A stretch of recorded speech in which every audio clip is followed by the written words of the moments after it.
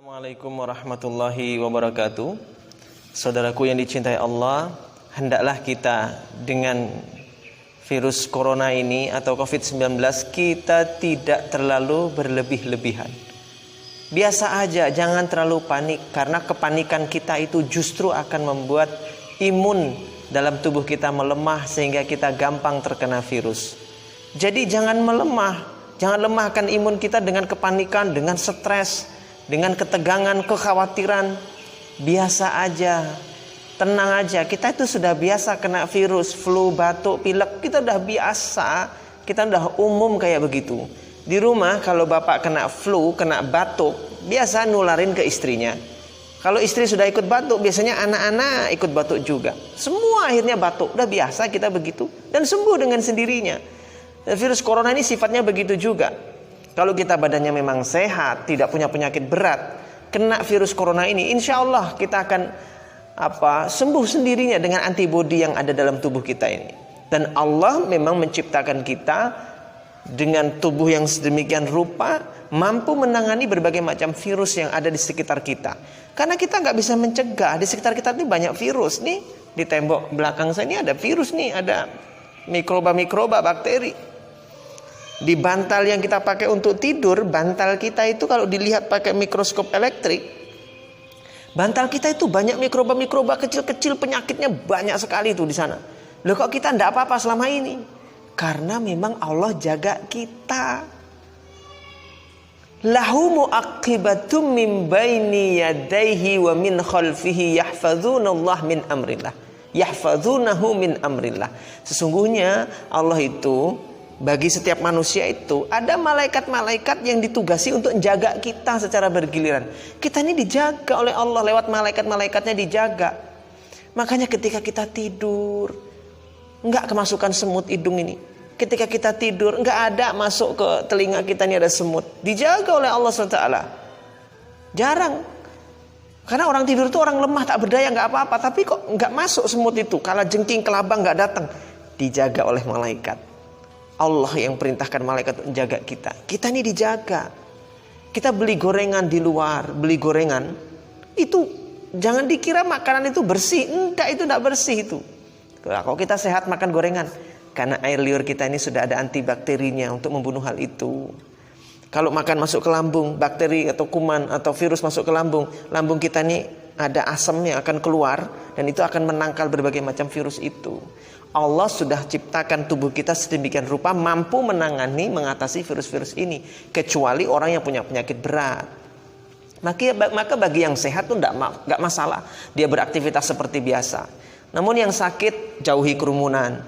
Yang sakit di rumah saja mengisolir diri. Jangan mencampurkan piring, makan, sendok, gelas dengan yang lain.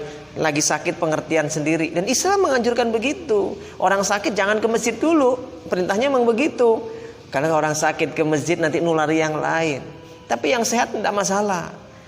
Ya, jadi jangan terlalu panik, stres dengan demikian. Ini namanya waswisu fi sudurinas. Ada was-was dari setan meniupkan dalam dada manusia. Sehingga semua was-was, semua takut, semua cemas, semua lockdown, semua apa-apa harus stres sendiri. Jangan kita ini stres dikerjain sama setan nih. Gara-gara setan ini ngerjain kita lewat isu virus corona ini. Di grup WA pada ribut, pada berantem, para sesama ustadz berantem. Habis itu apalagi di Yogyakarta disuruh bikin sayur lodeh atau sayur asem untuk mengusir bala ini. Loh, kan malah berbuat syirik. Padahal syirik itu menghancurkan semua amal loh. Ini kan setan yang tepuk tangan sekarang gembira. Wah, cakak-cakan. Semua orang pada takut, was-was semua. Cemas semua, khawatir. Setan tepuk tangan sekarang bahagia. Mau ke masjid aja takut orang. Mau sholat ke masjid takut. Wah, setan gembira ria sekarang. Pesta mereka. Karena kita berhasil kena was-was dari setan. Waswisu fi sudurinas. Kalau namanya kematian, di Indonesia itu orang mati karena penyakit TBC itu setiap hari 300 orang. Berdasarkan dari data kesehatan loh, ini otentik. Dan berdasarkan dari data kesehatan juga, setiap hari di Indonesia orang mati itu ada karena rokok itu 630 orang mati. Yang artinya dalam 1 tahun di Indonesia orang mati karena rokok itu 230.000 orang. Loh, kok itu nggak panik antum? Jenengan kok nggak stres? Kena virus corona yang begini stres. Padahal orang mati karena rokok 630 orang setiap hari loh. Ini nggak main-main. Jadi kalau antum terlalu panik, stres, dikit-dikit pilek langsung ke rumah sakit, flu ke rumah sakit, batuk dikit, demam dikit ke rumah sakit. Rumah sakit penuh membludak, dokter, tenaga kesehatan, tenaga medis. Ya Allah, melayani Anda semua dengan begitu lelah, dia siang malam kecapean. Mereka juga takut ketularan, mereka ngedrop, imunnya juga melemah, kecapean, kurang istirahat. Mereka akhirnya ketularan corona, kena virus itu dan antibodinya nggak bisa berproduksi dengan baik karena mereka imunnya sedang lemah. Makanya jangan dikit-dikit ke rumah sakit, dikit-dikit boleh memang memeriksakan kesehatan, tapi jangan terlalu ketakutan berlebihan. Istirahat aja di rumah kalau lagi sakit, nanti sembuh sendiri.